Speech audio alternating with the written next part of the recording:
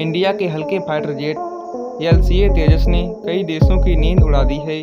तेजस को दरअसल मलेशिया ने अपनी एयरफोर्स के लिए पसंद किया है।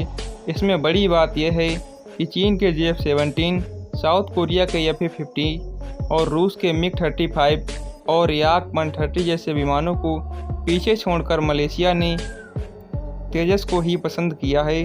तेजस की यह कामयाबी इस मायने में भी अहम है कि चीन ने मलेशिया को पैसे के लिहाज से अच्छी डील ऑफर की थी, लेकिन तेजस के जो टेक्निकल पैरामीटर हैं उन पैरामीटर के सामने चीन का JF-17 कहीं नहीं टिकता। तेजस की खूबियों की बात करें तो इसमें इलेक्ट्रॉनिक स्कैन्ड एरी रडार सिस्टम लगा हुआ है। इसे कोई डिवाइस इंटरसेप्ट नहीं कर सकता। यह कई लक्ष्यों का एक साथ सटीकता से पता लगा सकता है और नज़र से भी अधिक दूरी तक तेजस की मिसाइल प्रहार कर सकती है।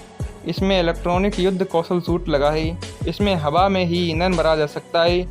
तेजस के किसी भी प्रतिस्पर्धी विमान में ऐसी व्यवस्था नहीं थी। एक तेजस Mk-1 की कीमत 309 करोड़ रुपए।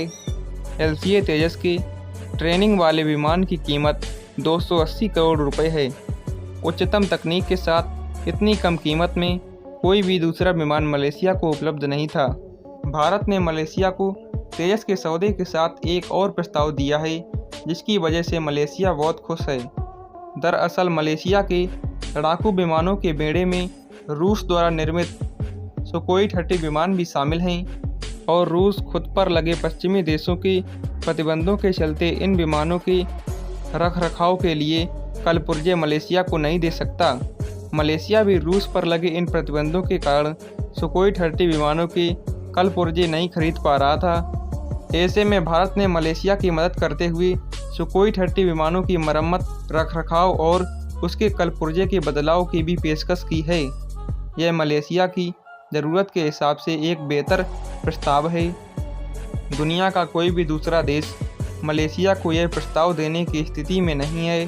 अगर बाकी लड़ाकू विमानों से तेजस की तुलना की बात करें तो चीन का JF-17 विमान मलेशिया को तेजस की तुलना में सस्ता पड़ रहा था, लेकिन तकनीकी तौर पर चीनी विमान तेजस से पीछे रह गया और चीन ने सुकोई 30 के मेंटेनेंस जैसा प्रस्ताव भी मलेशिया को नहीं दिया। अंतर्राष्ट्रीय हथियारों के विशेषज्ञों के अनुसार मलेशिया चीन से कोई सौदा नहीं करना चाहता, क्योंकि उसे इस बात की आशंका है कि चीन से लिया हुआ सामान बेहतर नहीं होगा और किस्तों में पैसे देने की चीन की शर्तें पारदर्शी नहीं होती, जिससे हो सकता है कि अंत में मलेशिया को चीन के JF-17 की खरीद में धन का भी नुकसान हो जाए। तकनीकी तौर पर और बजट के लिहाज से दक्षिण कोरिया और रूस के विमान भी मलेशिया को नहीं पसंद आए। इसीलिए मलेशिया ने इतने फाइटर जेट को छोड़कर भारत के द्वारा बनाए गए तेजस को ही चुना, क्योंकि ये बेहद हल्का और ताकतवर लड़ाकू विमान है।